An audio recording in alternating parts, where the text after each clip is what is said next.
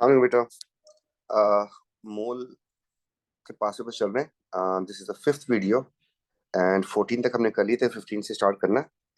तो question number 15 में इसके this much gram metallic element need this much oxygen for complete reaction and this is a standard condition, no issue, कोई मसला नहीं है इसमें।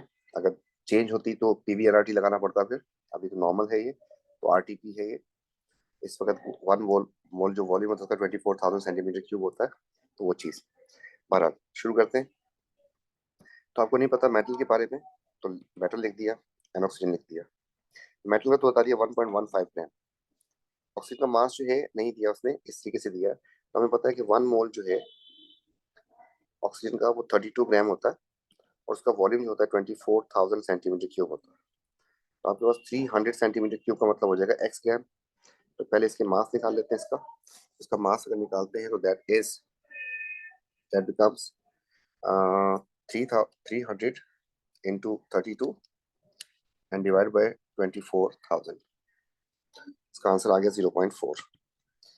मास आ गया दोनों का। इसको इसके एमआर से डिवाइड कर देते हैं 16 से, इसको इसके एमआर से जो कि पता नहीं है आपको, डिवाइड कर देते हैं, क्रॉस मल्टीप्लाई करते हैं इसको, तो आपके पास आंसर आ जाएगा डिवाइड बाय 16 एंड फिर 1.15 डिवाइड बाय आंसर। इसका आंसर आ गया बेटा ए आर, इसका आ गया 46। अब कैल्शियम को देखें तो 40 है, मैग्नीशियम को देखें तो 24 है, पोटेशियम इज 39, जबकि दिस इज 23। तो अब जो है आपको फार्मूला पता होना चाहिए। कैल्शियम ऑक्साइड होता है, मैग्नीशियम ऑक्साइड होता है, K2O होता है, एंड सोडियम ऑक्साइड का फार्मूला ये होता है। तो 46 का मतलब हो गया आपके पास D is the correct answer. क्यों कि 2 सोडियम हो जाएंगे आपके पास, सोडियम 2 आ रहे हैं ना, तो 46 का मास का बन जाएगा, और फिर उस लिहाज से इसका मास होगा 16। तो आपके पास ये जो Mr16 इसका मास हो गया ऑक्सीजन का, मैं थोड़ा साइड में कर देता हूँ, Na2O, इसका मास है 16, इसका मास बन जाएगा 46। तो 46 चाहिए था हमें, यहाँ से आपको नजर आ रहा है ये चीज। नेक्स्ट क्वेश्चन जो है, इसमें उसने कहा है आपसे कि मैग्नीशियम नाइट्रेट जो है वो डिकम्पोज होता है ऑन हीटिंग। तो आपको बताया था हीट जब करते हैं किसी भी चीज को, उसके रिस्पेक्टिव ऑक्साइड बन जाते हैं। तो सबसे पहले जो है काम था वो बैलेंस केमिकल इक्वेशन थी आपके पास, और फिर वो कह रहा है कि नाइट्रोजन ऑक्साइड बना था, उसके बारे में बात करें। तो हमने लिखा है इसको कि मैग्नीशियम नाइट्रेट, आपको कंबस्शन एनालिसिस में पढ़ाया था मैंने कि हर एलिमेंट के ऑक्साइड बन जाएंगे। तो आपके पास 2 एलिमेंट्स है इसमें, एक मैग्नीशियम हो जाए, इसका ऑक्साइड हो जाएगा MgO, इसका हो जाएगा NO2 रिस्पेक्टिव ऑक्साइड। ठीक है, अब बैलेंसिंग करने की कोशिश करते हैं। तो आपके पास मैग्नीशियम 1 था, डन हो गया। नाइट्रोजन 2 है, तो आपको 2 करने पड़ेंगे। ऑक्सीजन की काउंटिंग करें तो यहाँ पे 6 है, यहाँ पे 1 है, और यहाँ पे 4, तो ये हो गया 5, तो 6 है आपके पास।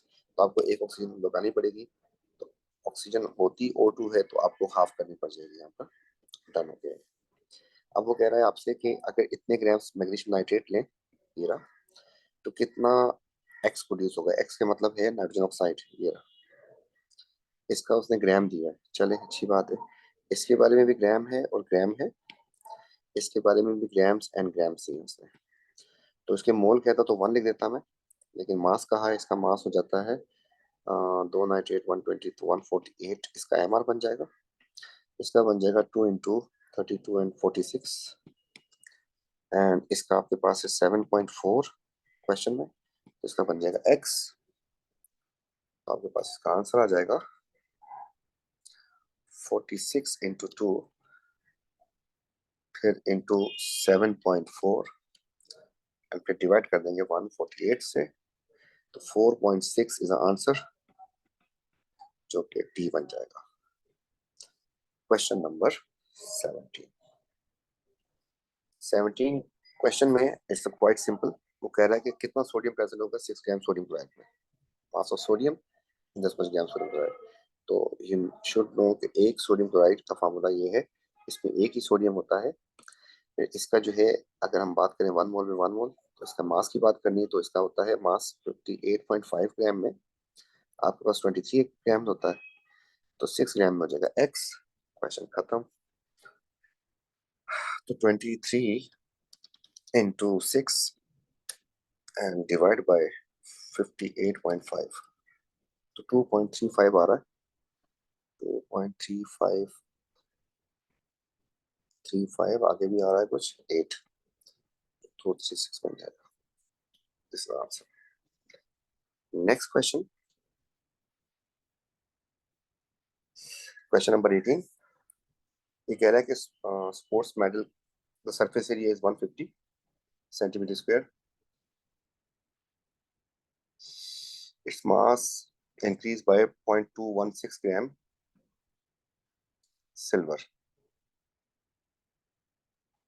How many atoms are present but not on the coin but per centimeter? चले, no issue.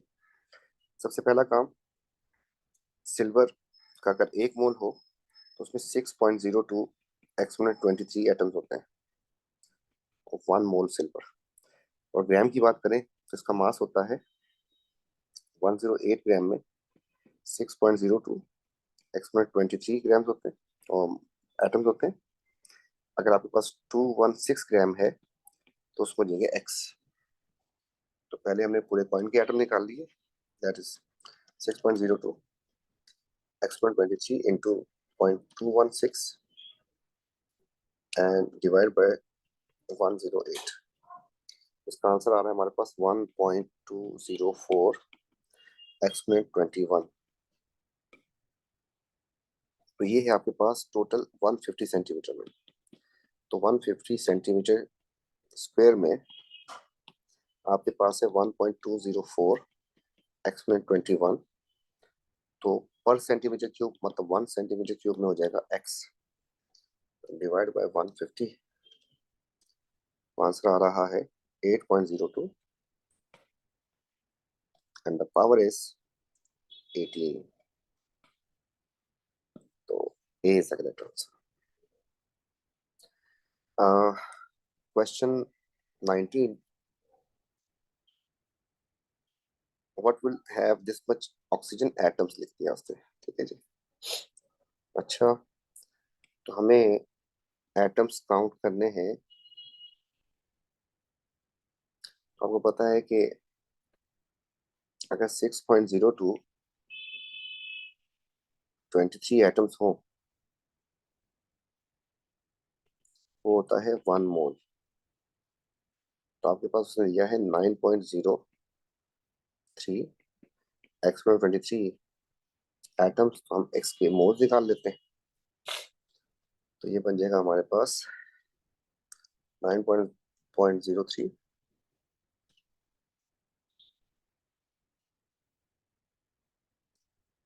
9.03 exponent 23 divide by 6.02 exponent 23।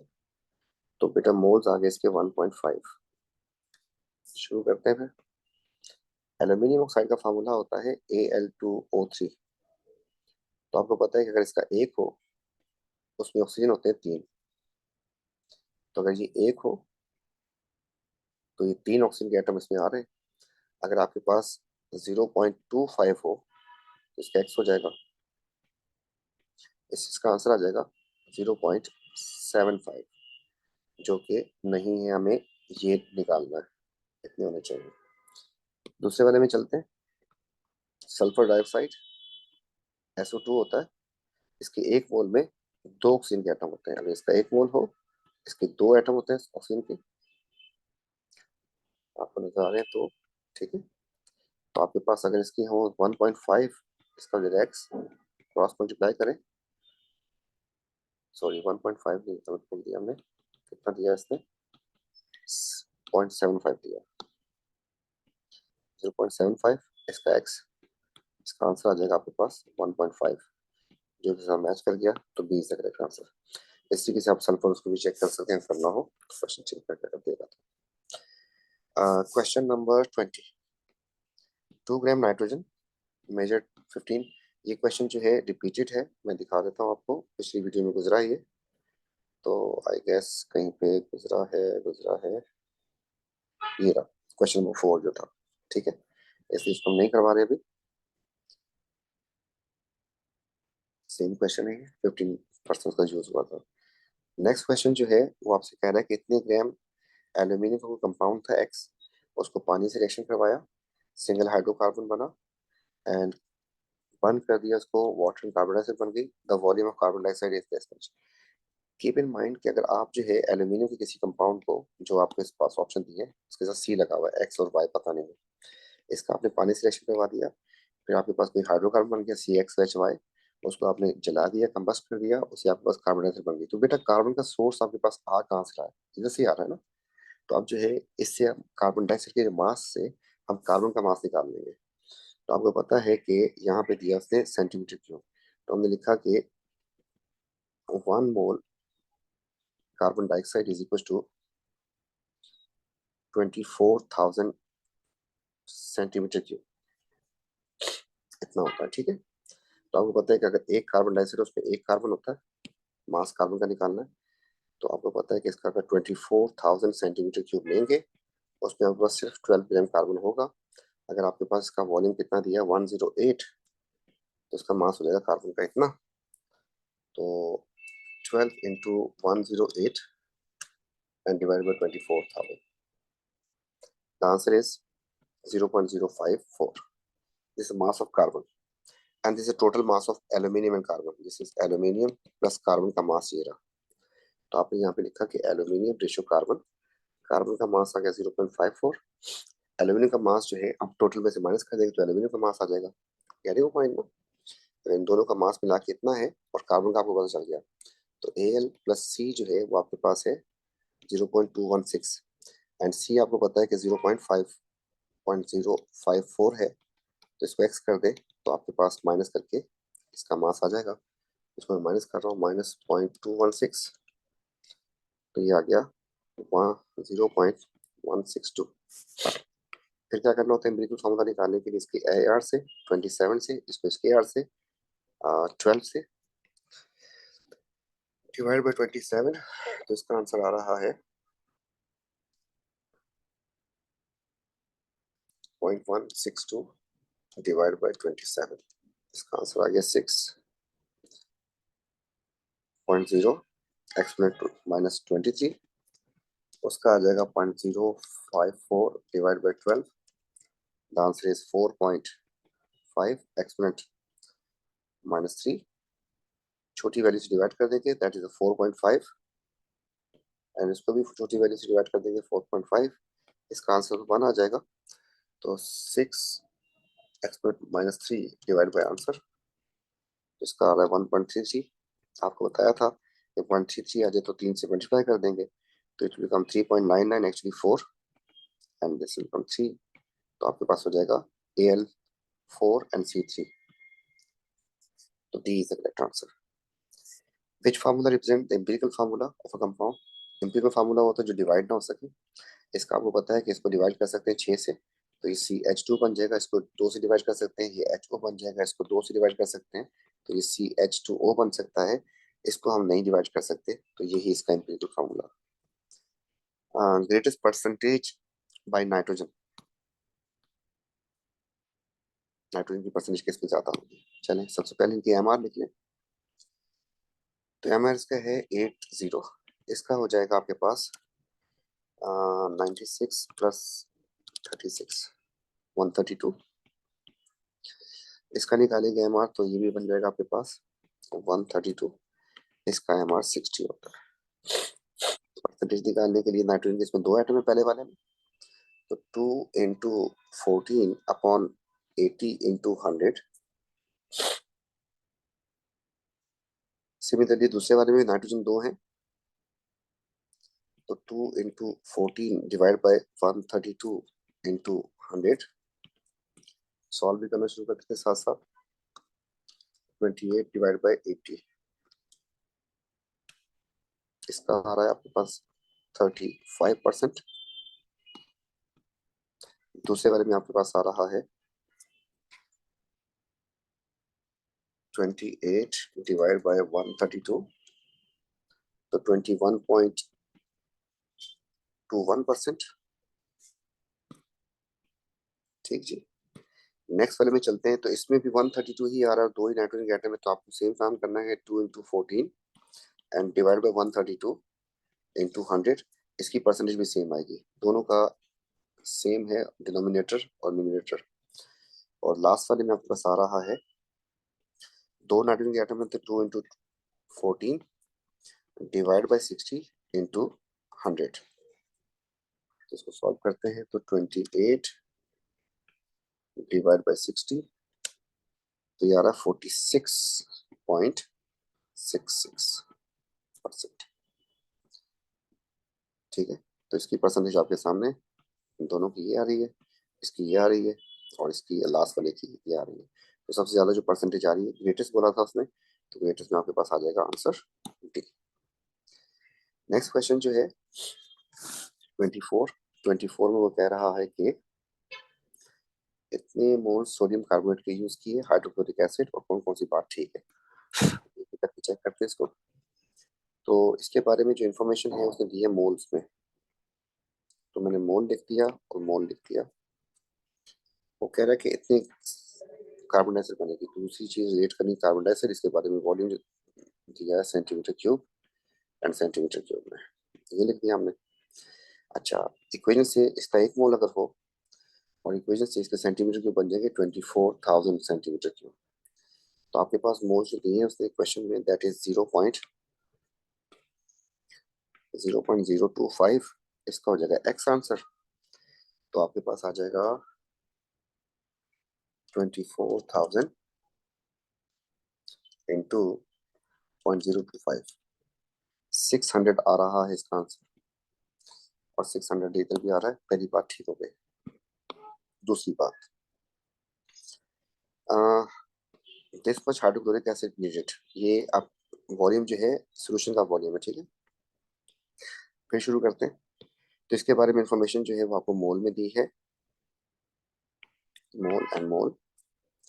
जबकि HCl के बारे में जो है कॉन्सेंट्रेशन और वॉल्यूम की बातें कर रहा है, तो फिर आपको मोल लेना पड़ेगा इसका, मोल एंड मोल। क्या करें इसको, यहाँ पे लिख देते हैं, चले Na2CO3 + 2HCl। इसके बारे में तो इंफॉर्मेशन आपको मोल में दे रहा है, जब उसकी कॉन्सेंट्रेशन वॉल्यूम किसी की दे तो उसके बारे में आपको मोल यूज करने होते हैं। पहली लाइन इक्वेशन से, एक मोल इसका तो 2 मोल इसके। और क्वेश्चन में आपके पास है इसके 0.025, तो आपके पास इसके हो जाएंगे एक्स, इसका आंसर आ जाएगा 0.05 मोल्स। अब जो है आपको कॉन्सेंट्रेशन आपके पास है, मोल भी आपके पास है, तो C = N/V होता है, तो V हो जाएगा N/C। मोल्स आपके 0.05 है, कॉन्सेंट्रेशन आपके पास 0.2 है, तो 0.05 divide by 0.2, the answer is 250.25 decimetre cube. इसको 1000 से मल्टीप्लाई कर दें तो आपके पास आंसर आ जाएगा 250, तो 250 भी सही है। And the last part, he says कि this much grams of sodium chloride is produced। चलें शुरू करते हैं फिर। अब आपके पास इसके बारे में और इसके बारे में बातें हो रही है, तो मैं लिखा कि अगर एक सोडियम कार्बोनेट हो उससे 2 सोडियम क्लोराइड बनते हैं। इसके बारे में तो इंफॉर्मेशन मोल्स एंड मोल्स में है, इसके बारे में इंफॉर्मेशन ग्राम में दे रहा है,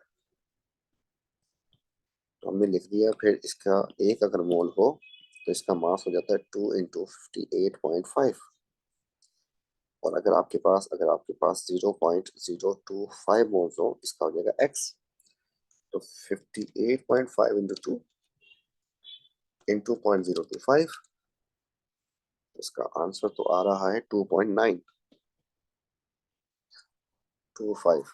तो ये इधर ये दे रहा है, तो ये गलत हो गया, 1 × मतलब B is the correct answer. The last question, इसमें कह रहे हैं how moles of nitrogen produce 1 mole of sodium iodide. ये सोडियम आयोडाइड, देखिए इसमें सोडियम आयोडाइड जिसके बारे में बताया वो इसमें है, और जिसके बारे में पूछा है वो इसमें भी है, इसमें भी है। तो आपको क्या करना होगा, कभी भी ऐसी दो इक्वेशन आ रही हो, तो जिसके बारे में बताया किसी और इक्वेशन में, जिसके बारे में पूछा किसी और इक्वेशन में, आपको दोनों इक्वेशन को बराबर करना होता है। एक इक्वेशन जब तक नहीं बनाएंगे तो मसला रहेगा ना। कॉमन सेंस जो है वो इतना कॉमन सेंस, बस अनकॉमन सेंस का नाम कॉमन सेंस रखती है, इसलिए इस बात में हमें कॉमन सेंस से भी करवा सकते हैं, लेकिन इतनी अच्छी होती नहीं, हमारे पास कोई थ्रू आउट वे आउट होना चाहिए। तो इसमें कभी भी ऐसा अगर हो तो उसमें करना क्या होता है कि अगर आपके पास एक रिएक्शन का जो प्रोडक्ट होता है वो दूसरे का रिएक्टेंट होता है लास्ट में, तो इन दोनों को ऐड करना होता है। ऐड करने से पहले these should be cancelled out. तो इसमें जो 10 मोल्स है, इसमें 2 मोल्स है, आप ऊपर वाली को 5 से मल्टीप्लाई कर दें। जैसे ही 5 से मल्टीप्लाई करेंगे तो ये हो जाएगा 10, ये भी हो जाएगा 10, ये हो जाएगा 15। अब 10 के साथ ये 10 तो किया, तो आपके पास रिएक्टेंट साइड पे जो चीजें बच गई हैं आ गई, ये रही। तो आपने यहाँ पे लिखना है कि 10 NaN3 plus 2 potassium nitrate gives you 15 nitrogen ये है, एक नाइट्रोजन ये है, तो 16 नाइट्रोजन, एक K2O and 5 Na2 ये। Now you need to relate this and this. इसके बारे में मोल्स ऑफ नाइट्रोजन, इसके बारे में बात कर रहा है मोल्स में, तो मोल मोल लिखते हैं।